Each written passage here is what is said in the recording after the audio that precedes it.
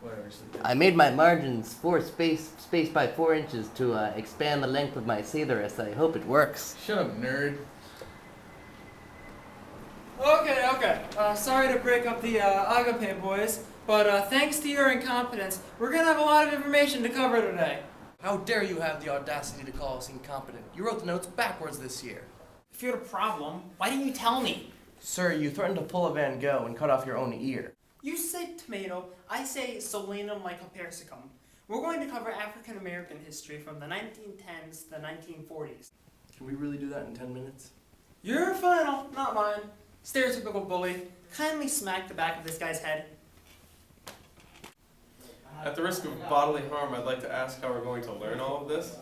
Well, first, we aren't going to cover music since the school band roughed me up last year. Second, I printed out notes for each of you to read out loud. The Harlem Renaissance was a response to a racist society as blacks established themselves in art. It was centered on black pride, and ideas were expressed through such mediums as jazz, visual art, and literature. Visual art sought to portray black life in both romantic and realistic ways. The Harlem Renaissance was spawned by a migration to the north after World War I, which was called the Great Migration. That's very interesting. Now, who exactly were these artists? How should I know? Look at your notes. From what it says here, it looks like James Van Der Zee took photographs during the Harlem Renaissance that depicted the black community and provided a face for the emerging class of New York. Some information on Sergeant Claude Johnson. Sergeant Claude, what a joke. We all know the French have the worst defense since the Hampton Green Dragons got buried by Sather and Drury in the 90s. Anyways, this guy created masks out of copper depicting the face of the African American people. One of my personal favorites is Laura Wheeler Waring. She focused her art on portraits, and her paintings were designed to combat the stereotypical portrayals of African Americans. And she also made art education available to African Americans. That's so cool. In literature, Langston Hughes distinguished himself as the leading black voice of the Harlem Renaissance. Through poetry, he captured black life with an unprecedented dignity and beauty. With the hope of eradicating segregation in America, the esteemed artist embraced the idea of communism.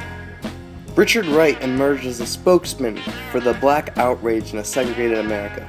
His two most famous works, Uncle Tom's Children and Native Son, discuss the adverse nature of life for blacks. A blanket term for these accomplished black intellectual titans of literature was the niggerati. Their collective goal was essentially to achieve racial integration. Now, how does this relate to Ralph Ellison and the controversial Invisible Man? Well, Invisible Man is a lot more like the art discussed than it is like the literature.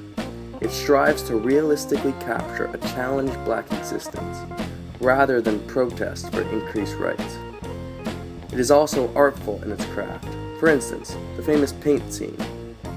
In that, Ellison uses rich symbolism to convey a point about his feelings.